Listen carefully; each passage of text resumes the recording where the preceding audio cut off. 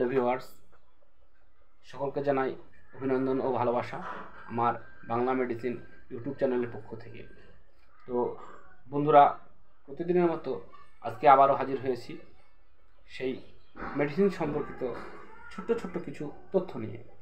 তো আজকে যে মেডিসিনটা নিয়ে আলোচনা করব সেটা আমাদের প্রত্যাহিক জীবনের বদভ্যাস বা লাইফস্টাইলের খুব প্রয়োজন হয়ে দাঁড়িয়েছে। তো চলুন জেনে নিই কী এই মেডিসিন। তো এই মেডিসিনের কাজ কী।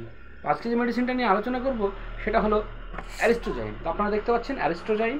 তো এই অ্যারিস্টোজাইম এতে কী রয়েছে যেটা আমাদের দৈনন্দিন জীবনে খুব প্রয়োজন হয়ে দাঁড়িয়েছে।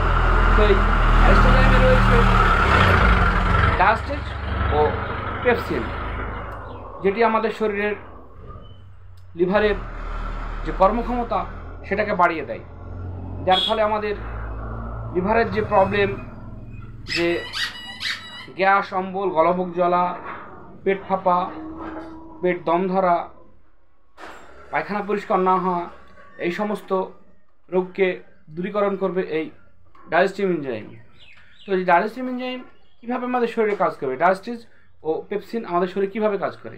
তো ডায়াস্টিভ এনজাইম অর্থাৎ এই অ্যারিস্টোজাইম যখন আমরা গ্রহণ করি, যখন আমাদের এই মেডিসিনটি স্টমাকে গিয়ে পৌঁছায়, স্টমাক থেকে আমাদের সারা শরীরে ছড়িয়ে পড়ে এবং আমাদের লিভারের যে এনজাইম, সেই এনজাইমকে আরও স্ট্রং করে ও আমাদের যে লিভারের কার্যক্ষমতা সেটা অনেকটা সবল হয়ে যায়, যার ফলে অতি সহজেই আমরা যে কোনো খাবার খেলে হজম করতে পারি ও গ্যাস, অম্বল, গলাবুক জ্বালা, বমি ভাব, পেট ফাঁপা এই সমস্ত রোগ থেকে দূরে থাকি এবং অনেকটাই নিজেকে সুস্থ মনে করি।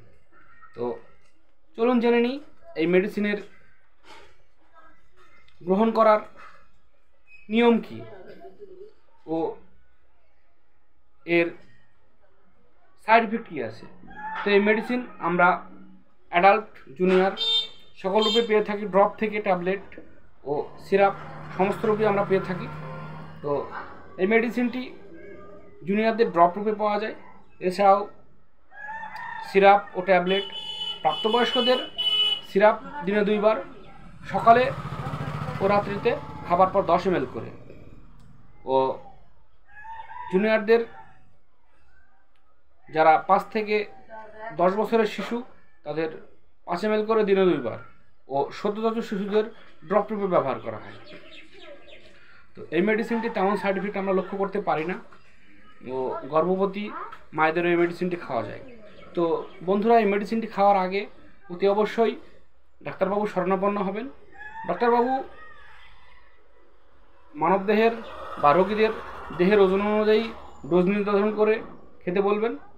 তো ডাক্তারবাবুর সঙ্গে শরণাপন্ন হয়ে আলোচনা করে খাওয়াই ভালো, তাতে করে ভালো থাকবেন, সুস্থ থাকবেন। বন্ধুরা, এই পর্যন্তই। আগামী ভিডিও নিয়ে হাজির হব আগামী হয়তো কোনো একদিন। তো আমার এই ইউটিউব চ্যানেলে আপনাদের যদি এই মেডিসিন সম্পর্কিত কিছু তথ্য বা অভিজ্ঞতা ভালো লাগে তাহলে আমার পাশে থাকুন ও চ্যানেলটি সাবস্ক্রাইব করুন, যাতে করে প্রতিনিয়ত আপনাদের কাছে এই মেডিসিন সম্পর্কিত কিছু তথ্য নিয়ে হাজির হতে পারি। ধন্যবাদ বন্ধুরা, ভালো থাকবেন।